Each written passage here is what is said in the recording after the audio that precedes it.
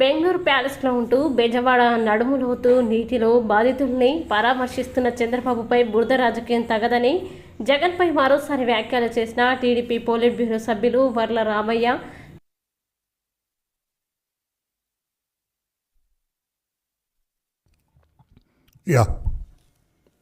Sir, అందరికీ నమస్కారం అండి.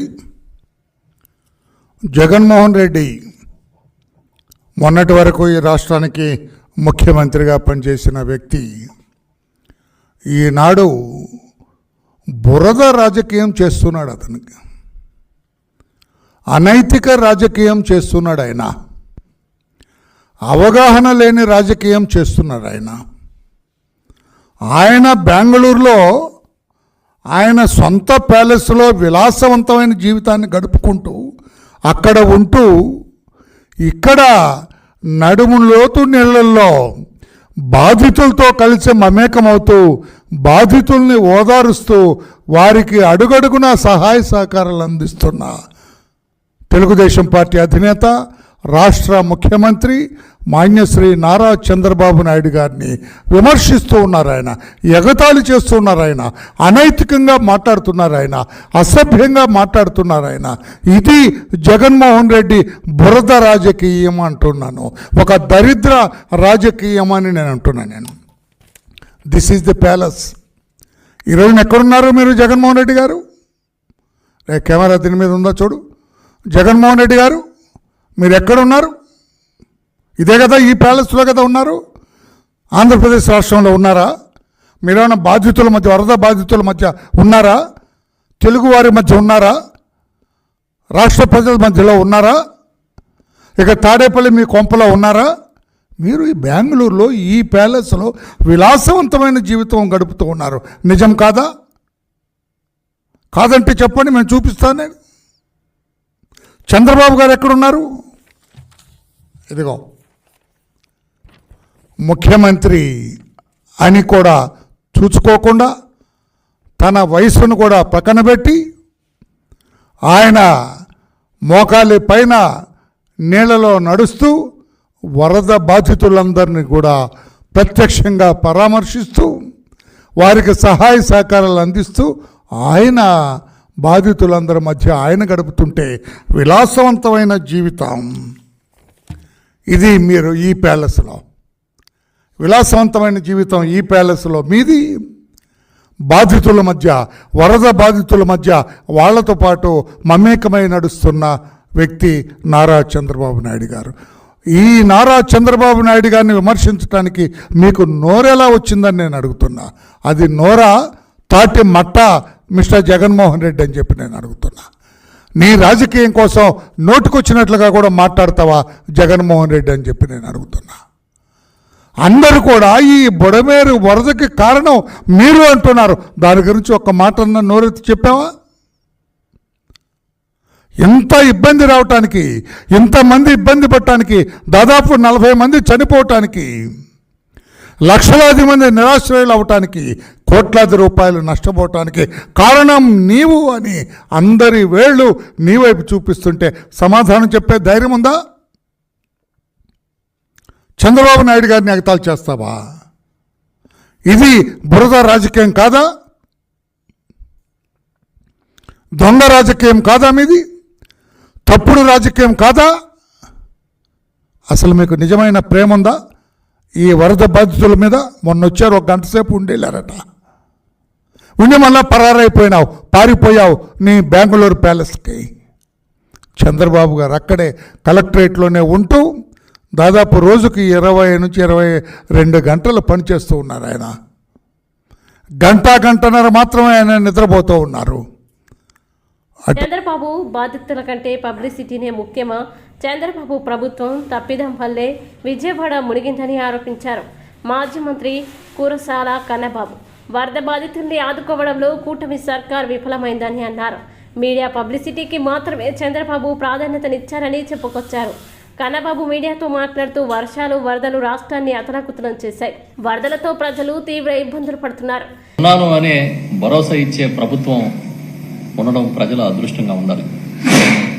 కానీ దురదృష్టవశాత్తు ఈరోజు గత 10 రోజులుగా ఈ రాష్ట్రంలో ఉన్న వరద, వర్షాల ప్రభావం, దానివల్ల ప్రజలు పడుతున్న ఇబ్బందులు చూసినప్పుడు నిజంగా ఆశ్చర్యం వేస్తూ ఉంది. ఒక ప్రభుత్వం తన బాధ్యత సక్రమంగా నిర్వర్తిస్తుందా లేదా అనే ఆలోచన, ఒక ప్రశ్న అందరికి కూడా వచ్చింది.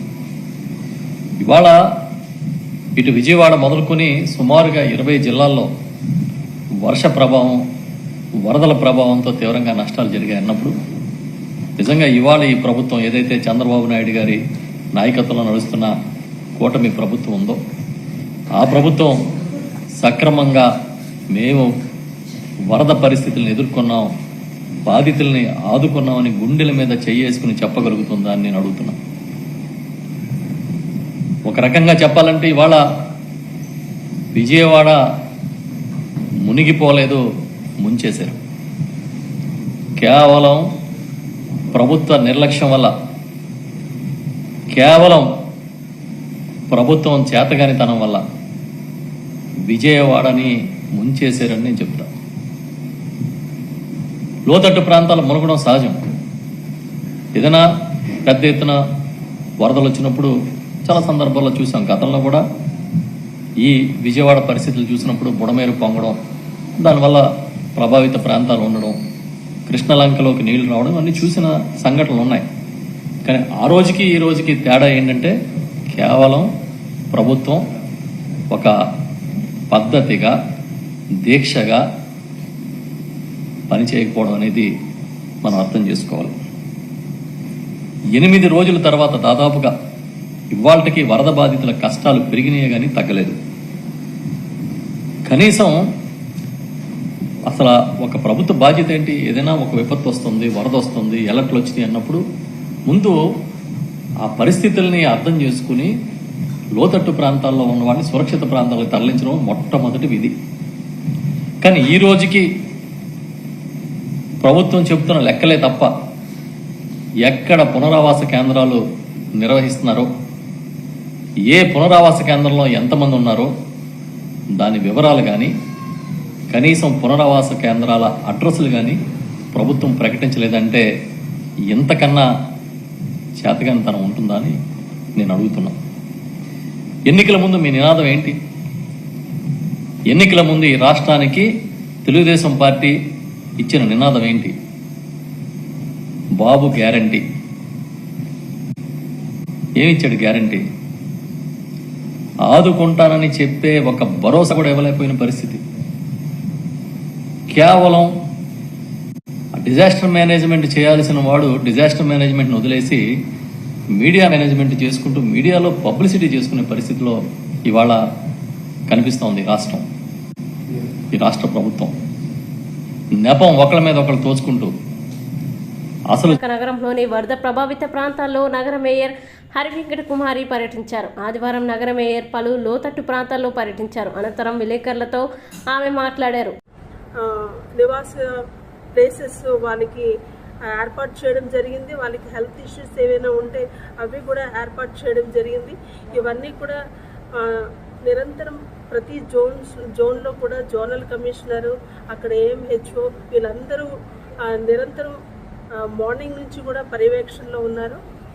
COC నుంచి కూడా 24 గంటలు మనము ఏదైనా ఎమర్జెన్సీ ఏది ఉన్నా సరే COC నుంచి డైరెక్ట్గా COCకి పబ్లిక్కి కాల్ చేసే వెసులుబాటు ఎప్పుడు ఉంది. అలాగే పబ్లిక్ కాల్ చేసినప్పుడు వెంటనే రెస్పాన్స్ అయ్యి ఆ ప్రాబ్లమ్ని ఇమీడియట్లీగా సాల్వ్ చేయడం కూడా జరుగుతుంది. ఇక్కడ నుంచి డైరెక్ట్గా ఆ జోన్కి సంబంధించి AMHO లేదంటే శానిటరీ ఇన్స్పెక్టర్, జోనల్ కమిషనర్ వీళ్ళ డైరెక్ట్గా ఇక్కడ నుంచి COC నుంచి డైరెక్ట్గా ఫోన్ రాగానే వాళ్ళ అలర్ట్ అవ్వడం కూడా జరుగుతుంది.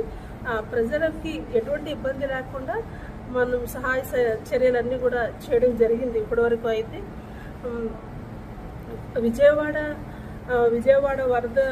వరదల వలన ఇక్కడ నుంచి మన కమిషనర్ గారు అలాగే కొంతమంది ఆఫీసర్స్, శానిటేషన్ సిబ్బంది అక్కడికి వెళ్ళినప్పటికీ కూడా ఉన్న వాళ్ళతో నిరంతరం కూడా మార్నింగ్ నుంచి నిరంతరం కూడా పర్యవేక్షిస్తూ ఎక్కడ కూడా ప్రజలకు ఎటువంటి ఇబ్బంది లేకుండా అన్ని చర్యలు కూడా తీసుకోవడం జరుగుతూ ఉంది. ఒకసారి టోల్ ఫ్రీ నెంబర్ చూపించారు.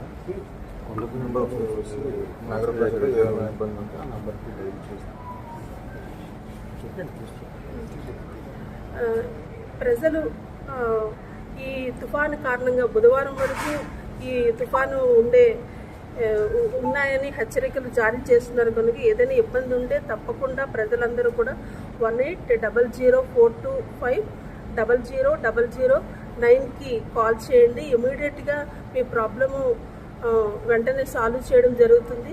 ఈ తుఫాను కారణంగా ప్రజలు అత్యవసరంగా ఏదైనా పని ఉంటేనే కానీ బయటికి కూడా రాకుండా ఇంట్లో సురక్షితంగా ఉండాలని నగర ప్రజలకు మేయర్గా విజ్ఞప్తి చేస్తుంది.